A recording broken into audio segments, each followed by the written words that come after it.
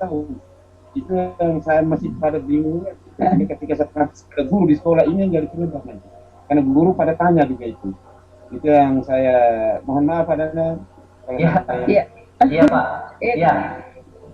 Gimana Bu? mungkin Jadi yang ini Pak Dadang, ya lanjut ya, Pak. Ya, saya lanjutkan Bu atau karena ini kan mungkin yang ditanyakan pada Mias, dulu kan ada KKM, ada standarisasi anak Iya, yang kurang itu betul. akan ya, kemudian sekarang kan tidak ada. Kalau sekarang sebenarnya adanya KKTP ya Pak. iya nah itu Bu. Kriteria, Betul. ya kriteria eh, ketuntasan tujuan pembelajaran. Tujuan pembelajaran. Sebenarnya, betul. Jadi bagaimana menentukan anak remedial itu biasanya dari capaian dia yang terendah Pak, dari tes-tes betul. formatif yang sudah dilakukan.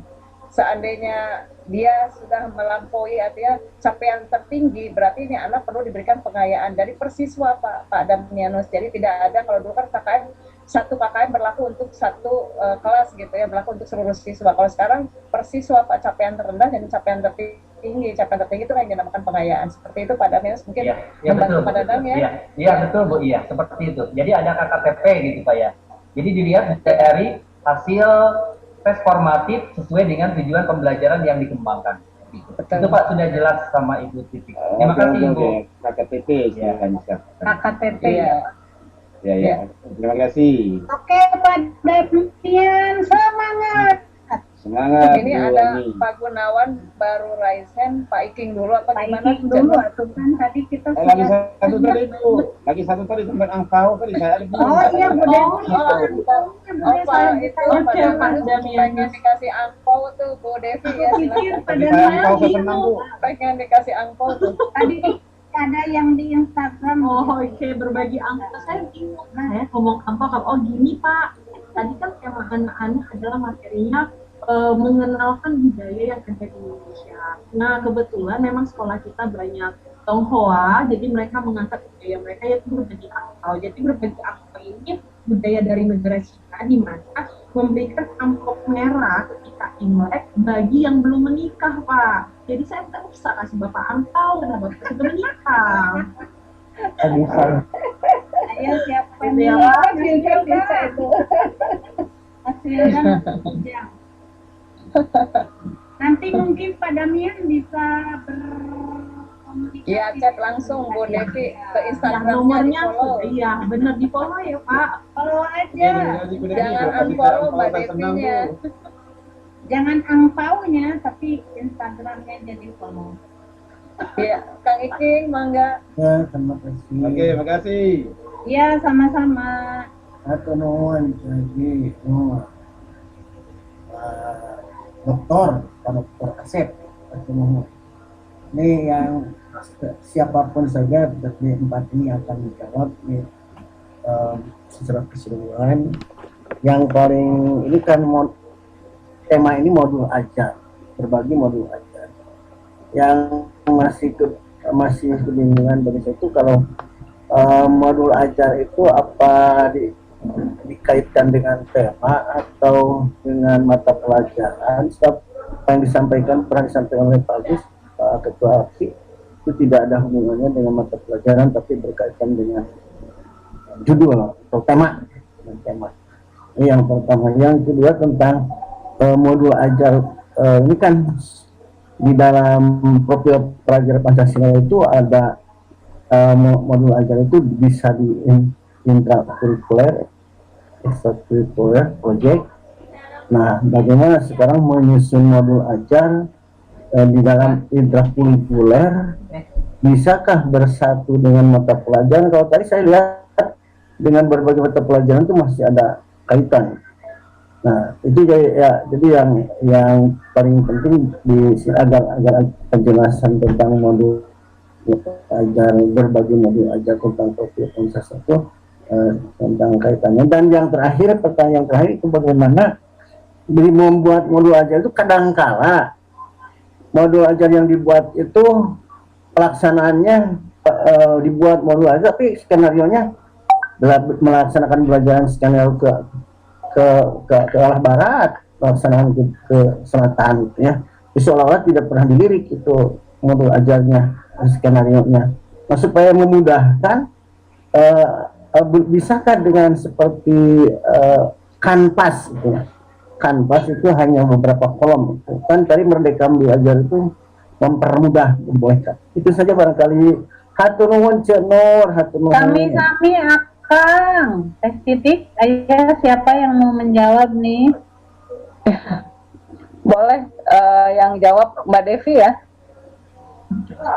Mbak Devi, kayaknya ibu itu ibu Oh ini iya, Bu Dini aja, Bu Dini. Ya, Mbak ada Devi. Bu Dini. Nanti Mbak Devi kewalahan. Aku diajak lagi sama aku sih. Ustazah Dini. Ya. Bu Dini ya. Ya, baik Pak, terkait penyusunan modul ajar begitu ya, memang banyak seninya begitu ya. Kalau nyusunnya maunya begini, ternyata implementasinya kalau tadi kemana maunya kemana begitu ya. Memang yang utama adalah harus ada yang memonitor Pak, yang harus ada yang memantau itu sebenarnya maunya kemana. Tapi memang yang menjadi landasan kan tidak ada sesuatu yang tidak boleh diubah begitu ya. Ketika misalnya tadi kita pertimbangkan sejauh mana itu berpengaruh terhadap kondisi siswa misalnya.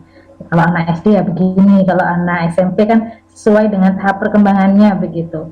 Ketika hal itu memang sesuai dengan tahap perkembangan siswa, mungkin boleh Pak berubah di tengah jalan, tidak harus mutlak seperti di awal begitu ya. Selama ini memang untuk kebaikan siswa, tapi memang harus ada yang memonitor, harus ada yang mengawasi pelaksanaannya seperti apa, sehingga nanti yang dimau itu bisa tercapai sesuai harapan.